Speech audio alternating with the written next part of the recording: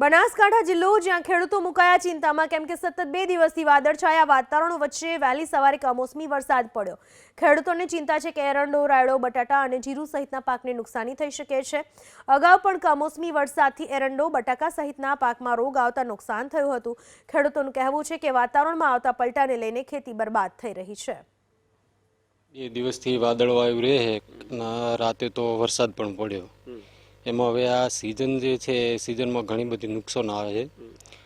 રાયડા છે તો એમાં મેલો પડી ગયો, બટાકું છે તો એ પણ હવે મેલાની અસર લાગુ થઈ ગઈ અને આ વરસાદના કારણે ભાગી તૂટી ગયું। નુકસાન તો ભાઈ આપણે ભાળો કે રાતે વરસાદ વરસ્યો સવારમાં 4 વાગે, એનાથી આ બટાકાને નુકસાન થયું છે ને પહેલી જાતે કે આ રાયડાને જોવા માટે કે પૂરતી ઠંડી નહીં મળે, પૂરતી નહીં ઠંડી મળે એટલે કે આપણે ઉત્પાદન ઓછું વધે ને એનાથી કે ઠંડી બીજી એટલે કમ પડે એટલે કે ખાસ કરીને પાકને ઘણું નુકસાન મળે। વાદળછાયા વાતાવરણથી મોલોમસી, ધોળીઓ વગેરે રોગ આવ્યા। રાયડામાં તો ખૂબ આવ્યો, રાયડો તો એકદમ ચૂસ્યા અને આજે વહેલી સવારે વરસાદ આવ્યો તો વરસાદથી તમે જોઈ શકો બરાબર, આખા બટાકા આખા બળી જ ગયા બધા બરાબર। એટલે બટાકામાં આ વખતે કોઈ લેવા જેવું નહીં।